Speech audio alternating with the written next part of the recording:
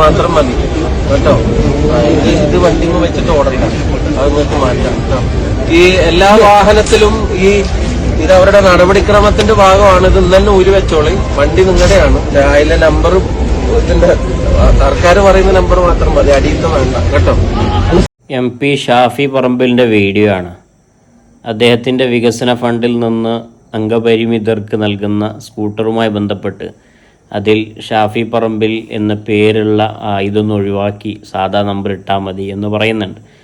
ഇതൊക്കെ അഭിനന്ദനം അർഹിക്കേണ്ട നല്ല പ്രവർത്തനങ്ങളാണ്. എല്ലാ രാഷ്ട്രീയക്കാരും നേതാക്കളും മനസ്സിലാക്കേണ്ടത് നിങ്ങളുടെ ഫണ്ട് കൊണ്ടല്ല ഇവിടെ വികസനം നടത്തുന്നത്. അത് ഇത്തരമൊരു ബോധ്യം എല്ലാ രാഷ്ട്രീയക്കാർക്കും ഉണ്ടാകണം. ഉദ്ഘാടനം ചെയ്യുന്ന പാലത്തിൻ്റെ ഫ്ലെക്സിൽ അദ്ദേഹത്തിൻ്റെ പേര് ചെറുതായിപ്പോയി എന്ന കാരണം കൊണ്ട് പരിപാടി ബഹിഷ്കരിച്ച MLA-മാരുള്ള നാടാണ് നമ്മുടെ നാട്.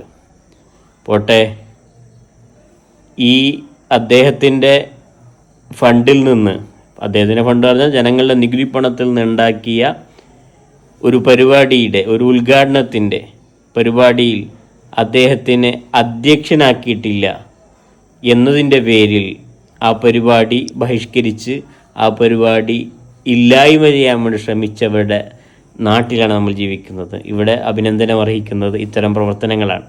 മറ്റൊരു വീഡിയോ നമുക്ക് കാണാം.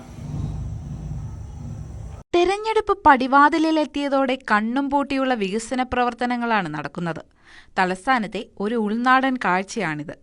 വികസന പ്രവർത്തനത്തിന് സ്പീഡ് കൂടിയപ്പോൾ മറ്റൊന്നും നോക്കിയില്ല.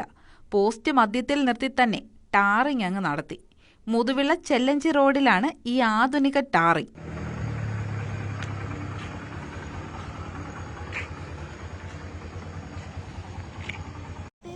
എങ്ങനെയുണ്ട്? എന്തൊക്കെ കാട്ടിക്കൂട്ടലല്ലേ! ഇത് ചെയ്തവർക്ക് അടിയാണോ കൊടുക്കേണ്ടത്, അഭിനന്ദനാണോ? നിങ്ങൾ ഈ വീഡിയോക്ക് താഴെ കമൻറ്റ് ചെയ്യും.